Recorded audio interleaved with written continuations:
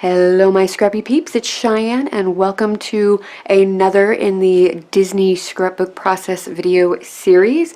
This is still from the December 2012 trip, and these are the photos that I'll be scrapbooking today. This is my kiddo, and we're at the Tomorrowland Speedway in Tomorrowland, of course, and this was always a favorite of ours. It was always a must-do. It still is, really, let's be honest, especially now that my kiddo is 13 and, you know, he's got to practice driving himself, and, you know, because he's going to be getting his license in a few years. But this was the start of that, right? So I go ahead and I sit in the car with him and let him drive and have fun, and he's actually not that bad. Now, if you've never been in these cars, in these go-karts, they're on a track, and there's one pedal, and you've got the steering wheel here. And they are almost impossible to drive. They are so difficult. It doesn't matter how good of a driver you are, you're gonna hit the rail at one point or another. Like, it's going to happen. I think they kind of level the playing field and however they tune everything up. But anyway, he's actually pretty gosh darn good at driving these cars, so been impressed from the start. So anyway, enough about that. I'm going to make this a fairly simple layout. So basically, I've got some Disney scrapbooking stuff that I've collected over the years.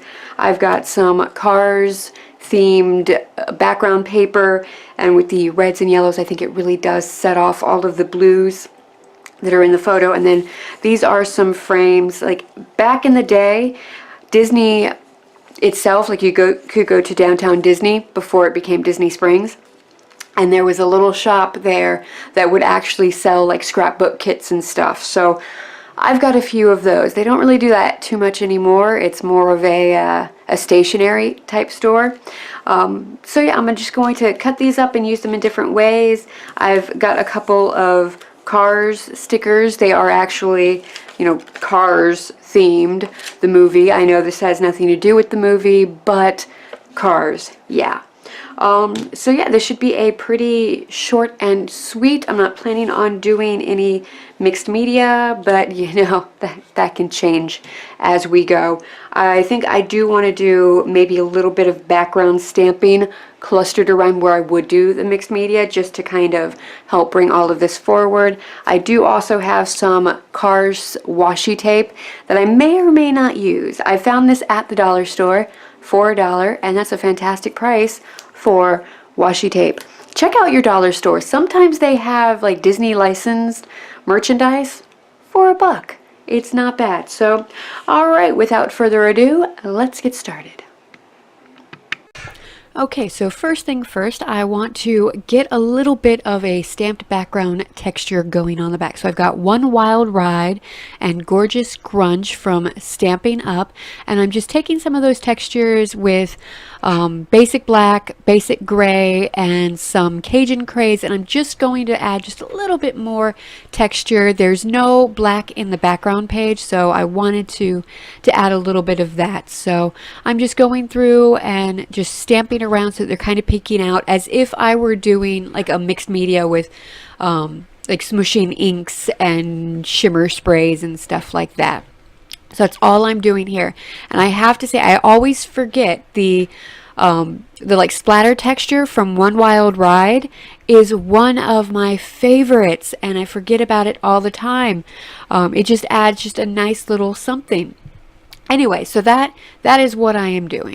And I'm going to keep building up the texture until I'm happy with it. So I'm stamping multiple times before re-inking it, because that just helps to give some depth to it. So then I think I'm done, and I decide, no, I need to get some Whisper White in.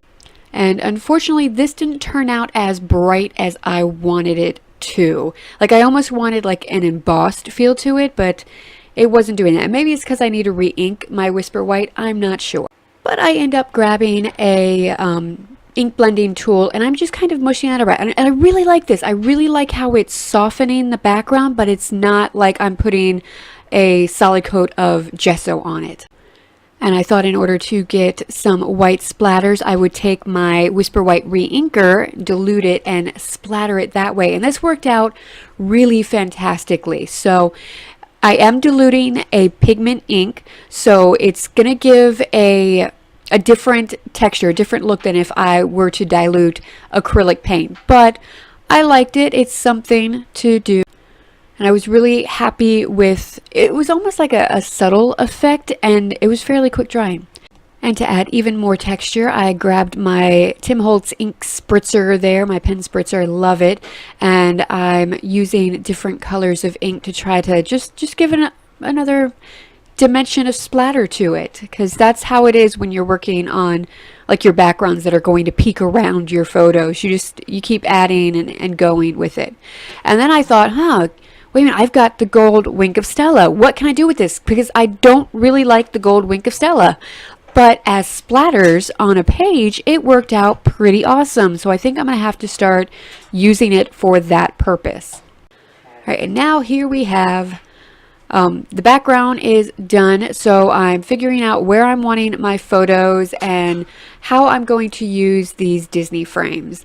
So I'm playing around with different things. And I decide to kind of cut them up and almost make like a photo corner for them. So just to kind of to frame it all in, to center it in, and get all of the attention in towards the photos. And so this was a lot of fun. I enjoyed like cutting up the frames in different places so that I could get different effects around my edges. So that was, I thought that turned out pretty amazing. And just playing around with how I wanted everything to be. I definitely wanted that silver bit in the center, but just trying to figure out how to get it there with the most impact and pow. And just having a little bar there, I think, did the job. Now I've got my Scotch ATG gun, and I'm just kind of tacking these down really quickly. Like if I need to move these, I want to kind of be able to move them, but if I move them all as one unit, I want to be able to do that as well. So that's what I'm doing, getting everything down, because I'm not sure what I'm going to layer behind it yet and how I'm going to do everything else. So you can see I've got the stickers, and I'm trying to figure out what I'm going to do with them and where they're going to go. And this is part of like the hardest part of all of this, figuring out where everything goes. The other hardest part is knowing when to just go ahead and adhere things down to the page. But once you get something and you're happy with it and you're not going to change it, go ahead and glue it down. If you are in any doubts, go ahead and leave the edges open so that you can kind of tuck them back behind there. So now I'm just going through and figuring out how I'm going to make it all work. I went ahead and cut out some circles and ovals with the stitched shapes dies from Stampin' Up! On some Whisper White cardstock, just to pop up some of those clear stickers. Now I always forget that I have all of these dies that I can use independently of stamps, so I need to get out my Big Shot more and start using. It's like right on my table. It's right there. I look at it, so there's no excuse for me not to use all of my tools. I feel it's very important to add dimension onto your scrapbook layout. So I have several different sizes of like foam dimensionals. I've got the craft foam that I pick up from Walmart in a big set, and I've got several sizes of like dimensionals. And the first dimensionals that I put on, like, it's a really tall dimensional. Like, if you're familiar with the Stampin' Up! Ones, it's like 4 of those bad boys stacked.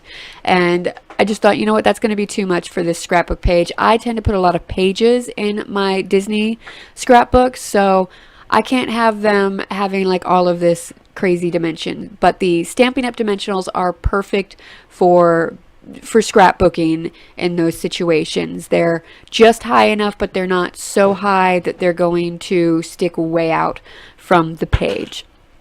So I've decided that my little Mickey heads, they're going to make it onto every page for this year.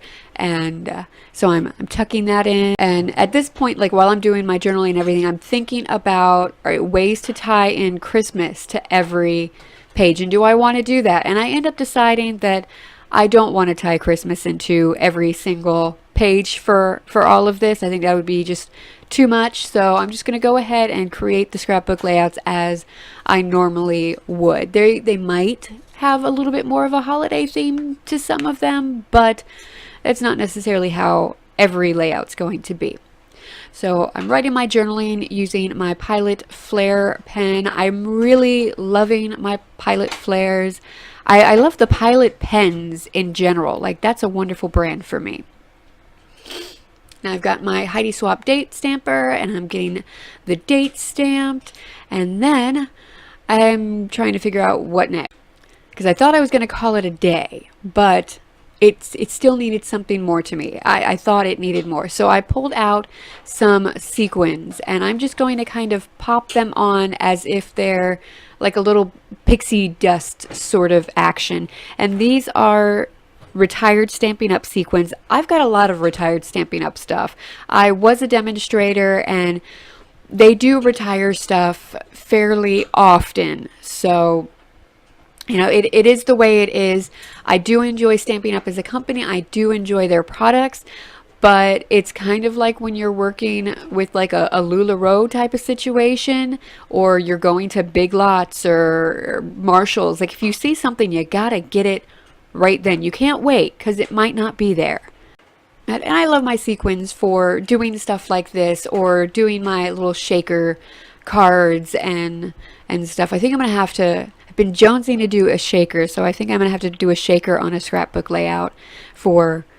Next, I decide to add some Nuvo drops in black and white, just to kind of help with the whole pixie dust sort of feel. So I'm just popping those around in various sizes. Keep in mind, when dealing with Nuvo drops, they are self-leveling, and they do need a good 24 hours to really set up before you go putting them in a scrapbook layout. They'll dry pretty quickly, but you want them to fully set up, like all the way through that product. So wait 24 hours before popping them into your scrapbook. Oh, I ended up stepping away and thinking I needed something more. So I went back to my Cricut design space, and I went and looked at what Disney cartridges I had, and I realized that I had purchased the Disney Cars cartridge. So I print and cut some pieces, and I just started arranging them, and I really enjoy the way it turned out. Some of them I popped up with dimensionals, some I just glued straight to the page with my Scotch Quick Dry. Oh, by the way, the sequins, I used the Ranger Multimedia Multimedium Matte to adhere those down. All right, and here we have our finished layout. I was going for simple, so I used just the stuff that I pulled, and I wasn't really happy with it. Even after adding the sequins and the Nuvo drops, like, I kind of felt like it wasn't grounded. The sequins and the Nuvo drops kind of looked like they were just stuck on there, and I didn't like that. So I went back into my Cricut design space, and I pulled some images from the Disney Cars cartridge, and I went ahead and print and cut those out, and I think that really finished it off very nicely. It moved my title to Speed, I Am Speed, and it's my title now. Before it was kind of like that, and I wasn't really happy with that as a title. I didn't think it was enough. But yeah, adding those little extra bits, I think that really like pulled it in. There's a nice flow to it. I'm enjoying this a lot. I love taking things like the frames and using them in a way that they weren't necessarily intended to be used for. So now they're just little pops of color that are separating my photos from the background. I love how all the colors are playing in together. And like this was one where I just had a vague idea of what I wanted, and this is how it came to be. So don't be afraid. Like, I did end up walking away from this for like a good day and then coming back, because I got to the point where I put the Nuvo drops and the sequins on, and I wasn't happy with it.